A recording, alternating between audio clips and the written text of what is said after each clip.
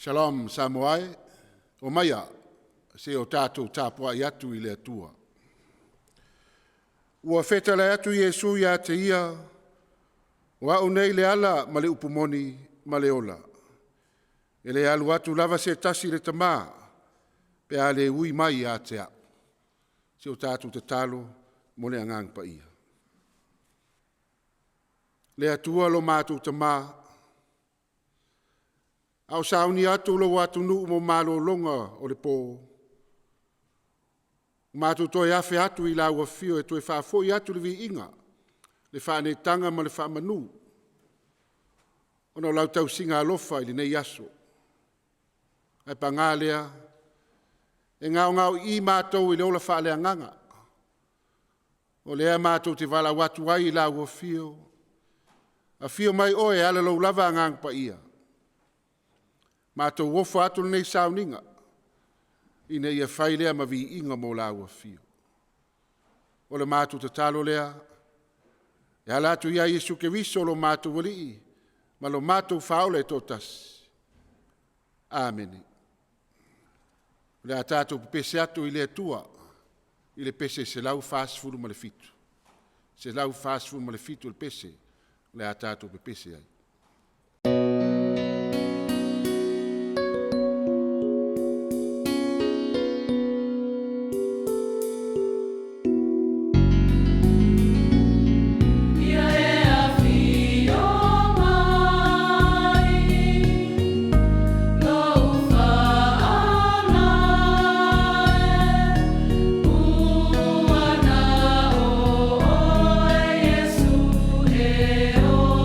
Like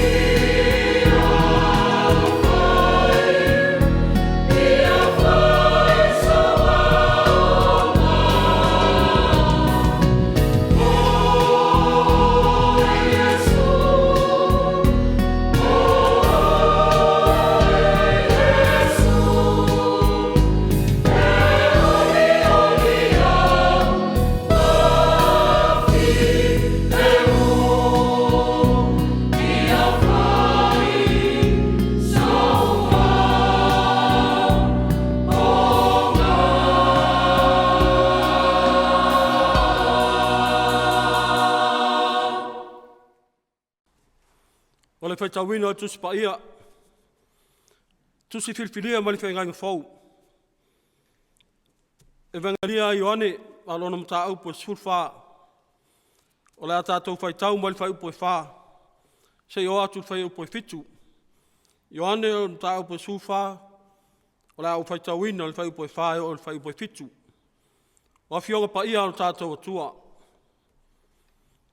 O tau loa fo i le ala I mea o te alu iai. O whai mai toma I a te ia. Leli ie. Mātou te loa le mea e te maliu atu iai. Mātou te mawhaia whape e whea o nei loa le ala. O petalai atu Iesu I a te ia. O au nei le ala. Ma le upu moni. O le ola. E le alu atu lava se tasi le tamaa. Pe ale ui mai I a te au. Ana I loa o tau o au. Mo wai loa foi o tau lo tamaa. E a mata nei foi. O nei loa o ia o tau. Tau te wā ai foi I a te ia. Whamanuia mai le atua le whaitawina ana lava pionga pa ia. Tu mau atu pe ia te ia no lavi inga. Nei masa uma sa iau I le whaavavau. Whaavavau lava. Amen. O le launga I le swafa mamalu le atua tamā, le alo, ma le anganga pa ia. Amen. Le amauan matua, ma le tusi sa whaitawina, Evangelia Ioane lo mta upo se fun ma le wha. Au fia whao ngā ina le whaupo e ono, o te toi whaitawina. Ua whetalai atu Iesu ia te ia, o rao nei le ala ma le upomoni ma le ola. E le alu atu lava se tasi le tamā, pe a le ui mai a te au. Jesus said to him, I am the way and the truth and the life. No one comes to the Father except through me. E fia whao ngāle manatu au au le vai aso, e whapea muli muli I le ala, following the way. Muli muli I le ala. O le ulu tala o le mta upo e se fulma le wha, o le tusi Ioane e whapea. Ua wha mawhana whana atu I ona so. Jesus comforts his disciples. Ua whetala atu Iesu ia te ia o au nei le ala ma le upomoni ma le ola.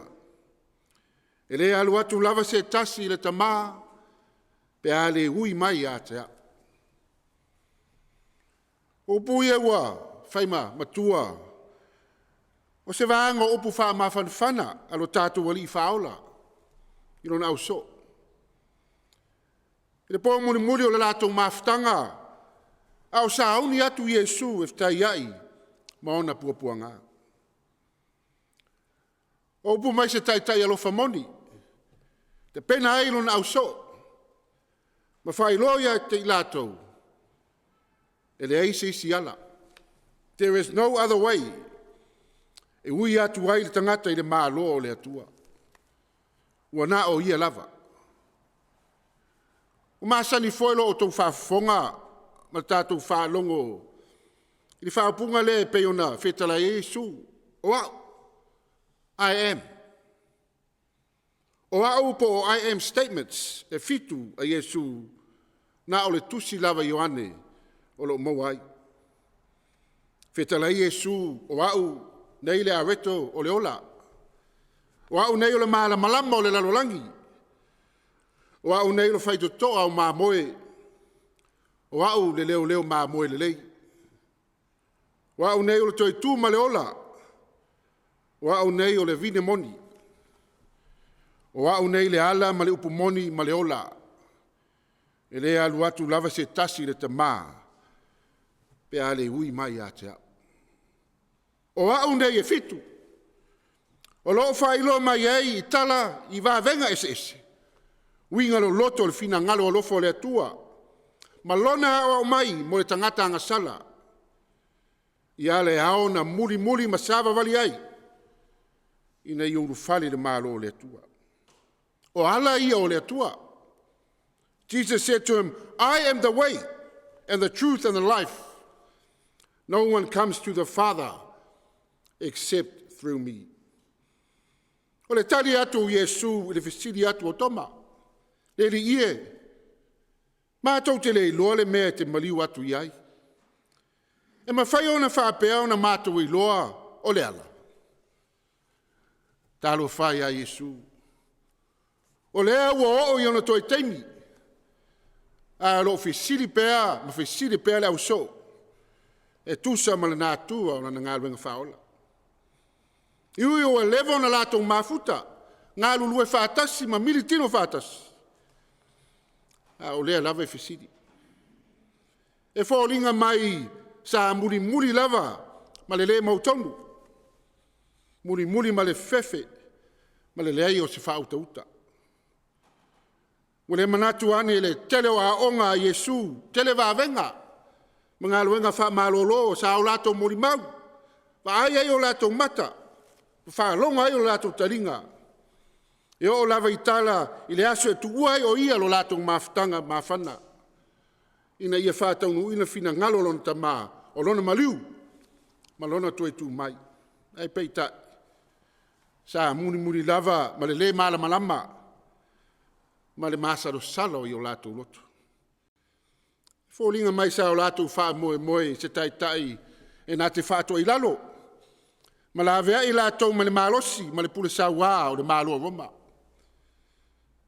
E ese lava manatu le tangata. Ese le fina ngalo le atua e nā te sila fia mea uma. E pe ona sa afi ale pe feto i seia. A wā o manatu, e leo o tau manatu, o uala. E leo o tau wala. A wā e pe ona sili ona maualunga le langi i le langi. Ua wha pe ona sili ona maualunga o wala i o tau wala. Ma o manatu e sili o tau manatu. Feta lai Yesu o wao nei le ala. E leo wha pe mai Yesu o le aia wha sino mai le ala mo i tātou e urufale ai le malo e le ai. Ei se a. O Yesu lava le ala. Jesus is the only way. O Yesu le ala, ma o le ala e ao o na muli ai le tangata whātuatua. O le ala e le tū whaamaunga i se tas. O le ala foi. E mao popo ai a inga nu. Ma le e kāre sia. O Yesu o le upomoni. Jesus not only speaks the truth, He is the truth. Ale fa mai Yesu e tu sa o loto o tou e le upomoni. A fai e te ngangana ma utau tala le upomoni, le truth. Then the truth will set you free, my Samoan brothers and sisters. Ai a fai e te ngangana le pepelo, ma pepelo pe i aso uma. Fa mai se tasi o whaupunga whaperitania. The truth doesn't cost anything, but a lie could cost you everything. O Yesu le ola, lo ia te ia le ola tali. Yo, Jesus is the source of eternal life. A fai e le o wha mua Yesu i lo o langa. E le iso tāwa noa i ui atu ai i le mālo le atua. Awa e le ise awo, e le ise a rio. E le ise tamau a inga i tele o le neila lolangi. E ma whai ona whaudu whale i tātou le mālo le atua. Wa na o Yesu lava. Yo e le kali si pele, ma sa mua uma le lolangi. O le whiau leo le tala le lei. Ao sa auni atu mo mālo longo le pō. E tupu le whātua tua i le tau longo longo. Tātou moe mānatu ngatu i le I am, o Yesu lea. Ai awane o tātou tālai, o tātou I am. O au lea, ana lea iau, o au lava. E de ai sa moa. E tasi lava le I am. Muli e le I am lea. O Yesu lea. E le ai lava sisi ala e sili atu. Wana o Yesu le ala le upumoni ma le ola. O ala o le manuia. O ala o le manu malo.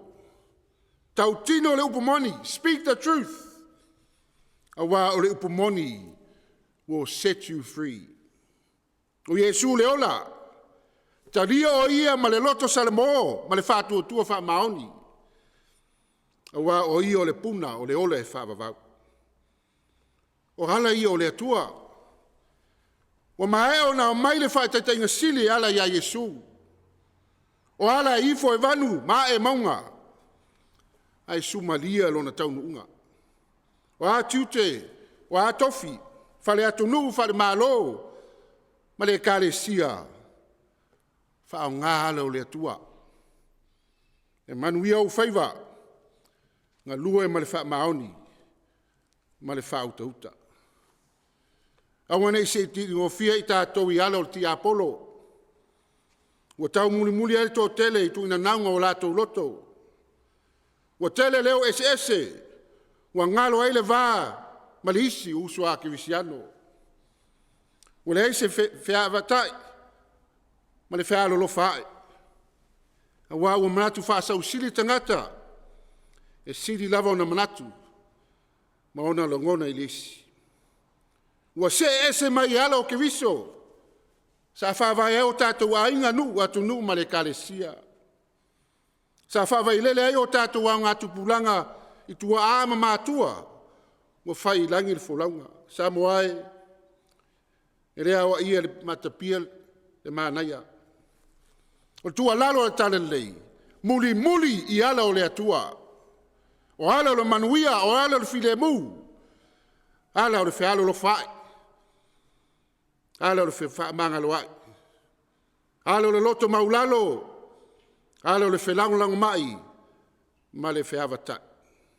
E tātou te se mai loa i ala i o le atua. E tātou te se ese mai loa i ala i o le atua. Ona te tupu lo lea o puapua ngā. Ma māsinga. Ona o le mai a o le tangata whawhia poto. Ma le lei o se tō whaa. Tātou wānga i luma, a ua sala uta i a tonu tai. Au se whea au foi lea, mō tātou tupulanga talavou, e kāre sia ma sā mo uma.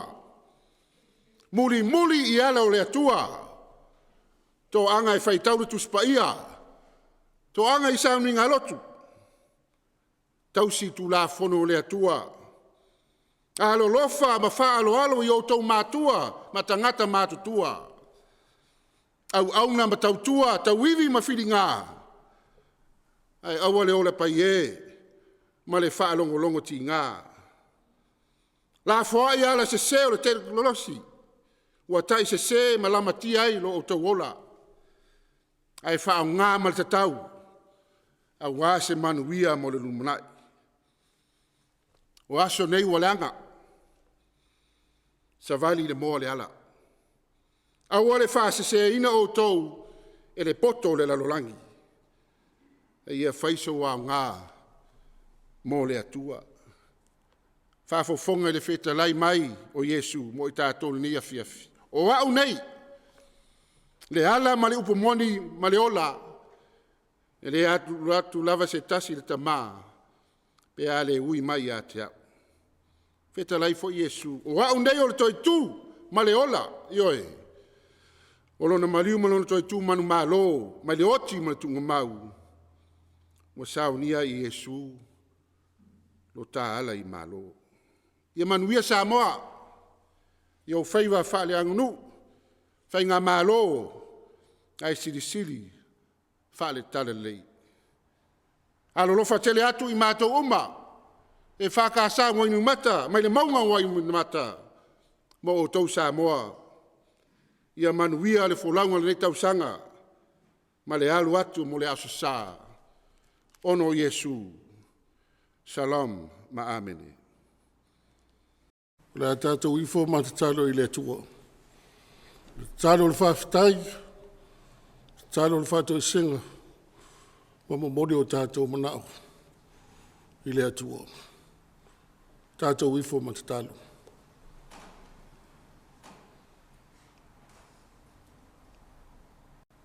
Le atua, Pa ia lava la ua fio. Le o lo ua fio le mea mawalunga. Le ua le mawhaia e mata o le tangata o na vaia. O le na o iai lima mama ma le lote mama. Na te ilo atu la ua fio. Whaafitai tele le li no mātou tupu siri ese. Ina wai au maia le nei aso i lau whanau. Lau whao ngā ina ma le wala au ina o tangata whātua tua. Lea sao mātou iai. Lea ala whai mai. I le aso fau. I manui o lau fio. Ai se i o mātou whao ngā ina lea li. Lau wala au ina o i mātou tai tō taso ngata malana yuta male tai. Lea nganga whaaftai ifo lea lo mātou ta mā. Wana e tau tai whi au mga ruenga o le nei aso. Wa e wha e fo i manu o lau fio. O manu i ai ngā ruenga o whaiva matiute. Sa whia ngai ai lo atunu. Whapeina fo i a o ngā le whanau. Mātou whaaftaita mā. Le mālosi lilo. Mai le angango o lau fio. Wa mātou te tau tino, lo mātou vai ma lo mātou whātau wa. Lea li, o lau lava nganga, e a fua e no mātou whai o whai unga le lei, i le tele o taimi. A o lo mātou loto whaafta ifo, ma lea nganga o maua lalo le li, a wawa whaatele ngese lau to saa. Wa tele no walo walofa mai. Wa ele tau i mai ai. Iai mātou tai tō tasi. Mā mātou sori ngā tau la whono mā ngasala. Nea lava e tau masua le ipo le manuia i le tino. Le mawhau ma le anganga i le aso. Ma le aso. Whaafitai i lau tau singa. I lau atunu mai manga te tele, te o lava i whanau. Vi ia la ua fio, whaafitai, i lau alofa i a Samoa. Pato i lori nei waitau ale tau sanga. Waitau o matangi vale, o timunga, o lo longa mawha. Ia vi ia oi, o ngā ruenga mamana e pule au e lau fio. E usi tai ma whaaro longo mea uma. E ia te oe lea ni. O le whaalinga fo i leo lo whaafafonga mai. Ma e tari mai ha mātou tāle sanga. Whaafitai te le lava. O mātou i loa e le lava a mātou upu. E onge fo i o mātou la ngona ma mawhauwhaunga le li. Sula ina ile alofo la ufio. E tau se mea ilo ngai. Mai le ngata i le aso nei a ia whai maso umo no mātou wola. Ia whai mātou taulanga osi i le aso. Le ola vivi ai. E peiona e whaia. Mo i mātou e le au noa. E siri eke riso ma le whaaletanga na e saunia e leia Iesu. Le tousoi fua manu mai le tunga mau ma le oti. Whaafitai te le lawa no mātou atua. Mātou te talo atu ma le loto whaamau alalo. O mātou tangata, o tangata lava, o le foto le anga masei. E anga sala, o tangata sori tu la fono i uruma. No mātou le ato wa leisa me lido lau silafanga. Mātou tau tino atu le ari, i o mātou loto. ua le tusa lava ma le mamalu ma le paia o lau afio. E le ono lava i o mātou ngutu mo mātou lau whai, ona tau le paia o lau afio. O wai se maanga sala. E ele lea e te sila fia mea uma. O mātou te talo atu. I e lofa. O fo ai mai se loto fo ia i mātou. A o ai mai, a o ma whaatonu mai lo mātou wa lea ma lo mātou vai. Lo mātou whaatala le i lau fina ngalo pa ia. Ese lo mātou fia, sangi sapi o manuia. Ese lo mātou aunga tata. Ese fo i o mātou wala. Mātou te whai aso tele i ate oi. Alofa mo whaama ngano mai. Mai lawa i tumu maunga. Tai o lo atunu. Tai o le malo. Tai o e kalesia. O nuu ma ainga. E li mātou te o atu i o ruma ma le loto whaama walalo. Whaama ngalo i mātou. I o mātou te talo. Aua, ni nao ni avea, o le toto mo lo tino, na whaama momoina, o nao se mea nao na whaama natu, a outi ngā ia tama, e lei whai ngofi. E sa ili maa lo ai, a wālau whanau. E toi whaama natu, ia ngā tupulanga o Samoa, o ia tunu e mamao, o Samoa o au, o oe o le atua, o oe o le atua e alofa, o le tumu le alofa, e le li liu ese. E le ai fai se mea na ti fai o na tu ese ina, lo alofa tu noa, le tangata na e fai ia. O mātou te talo ia, le li e. Sila alofa mai ia Samoa, maona tangata. O mātou iloa, lou whamaoni. O mātou winu malia fo, i lou alofa saa mai le aso ma le aso. Ao le ala mātou te talo, ia tu mau mai le anganga o lau fio. E te wha tonu fo lauina i pēna ia mālo. Le ami o tonu, o lau wha maone ma lau file mu. I o mātou loto i aso oma. E atangi ai le li, lau fina ngalo ina iau mātou no nofo whēra whāni. Ma whai au whi au ma ngāruenga. Mō lou lava vi inga no mātou atua. Mātou te talo, whamanuia, e o whai matai o le atunu, le atou, tusi a au iai le atunu, fe whaasoa ina manatu malangona, fe tu wha i le tō wha maleutanga, ia whasili i ate oe. Whasili i ate oe mau ai manatu malangona, wa oe o le atu o manuia. Toa file mu wai, ma mau ai le loto o le whengale ngale ai, le ngāluru e whaatas, o le oe ai, mo le manu iau tangata, a ia vi i ai la ua fio le au mea umalawa. O mātou te talo, whamanuia, le au le mālo, me lana masiofu, sui o le fono sui tō fia, o lātou wharetua ma masiofu. Anga le lei, le pale mena Samoa. Tupu lau mālo, i tono ana upu whai. Ia vi ia ai lau a fio le soifua ngāru rua o fwoi ngātu.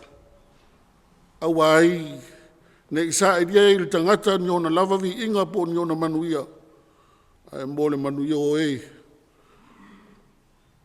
O lo tui mai, le muni papanga, tu atu le whaatuatuanga ia i lātou. Talo whaamanuia, o ātina e o tau mawhai ai, mo le manuia lau tele o tangata, ia i le anga le lei o lau whio. Whapea ina fo, le alina ngā ruenga o le tala le lei, tai o e ka le sia, i tū mau le ali lo wanga le lei lunga o tangata whaatuatua o malawa. Mātou talo whaamanuia, ma lau whamalo longa, tonu aio ngase, e eile o atu lo mana, whaalotu tele ina i lātou, maupea le loto, whaataritari ma le whaatuatua, e le taime ma le itu aso i te whinangaro ai, whaafonga ina ai lo siu fufonga, tūlai ma awe o lātou moenga o mālo lo. Le ngā ruenga le tala le lei, le iso mātou mālosi, mātou te whaamoe le li, e whaatupu ina Samoa, le fia i ate oe, i aso uma e leo noa. E ola Samoa mauna tangata, o se atu nua e ola mamata tau i ate oe. O mātou te talo, whaamanuia i atu nua e o angale lei, ma lango sua, tau ati da imi o so mātou mālo. Whanau mālatou au aonga, i angale lei ma maua le poto, sala lau, au ngā mo a inga, nuu ma le mālo, ma lau ngā luenga o le tala le lei. Mātou te talo mo le lau mua, ma le ngā luenga fua, o alo ma whanau le ka le sia, whamanuia le li, le ngā luenga, ma le ola au ina, mo oe ma le tala le lei. O mātou te talo, mea umo wa si la fia le li, ma wa se manui o la whanau o mātou tui natu, i o ruma ia whaia lo finangalo, aua o mātou lotu. Au le pongi sā, manu mai mo ono whaingata, ia leo ina, o mātou wola le li i o awalofa. A tu saima lo finangalo, i lau pule whaasoa i le aso fau a tae au. Watu iai le soifua ma lo mātou mālosi whaafauina. E whaawauina ai lo mātou wola walauina iau au matiuti. O mātou talo ia le li ia latu ia Iesu ke viso lo mātou li whaola. Amini. O le a tātou pepese atu i le pese tolu se lau valusfuru. Tolu se lau valusfuru pese. O le a tātou pepese ai.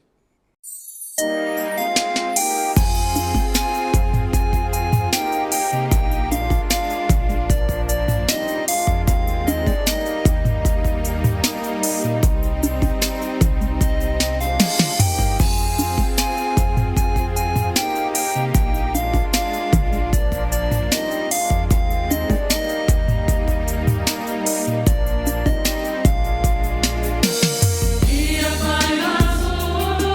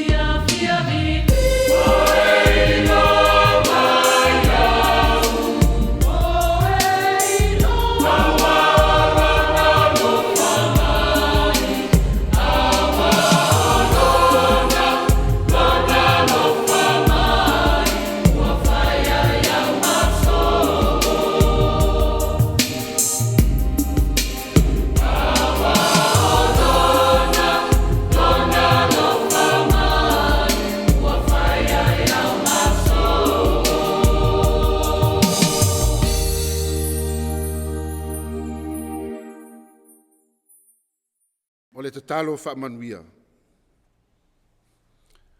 Aolo manuia ma le file mua oe le atua tamā, le alofa siri siri ese o Yesu ke viso, ma futeina pēr i mātoe ala lau lava ngang pa ia lunga Samoa, le atu nupele, lau e kale sia male lalo langi atoa, le ima se yo lava i le whaavavau lava. Amen.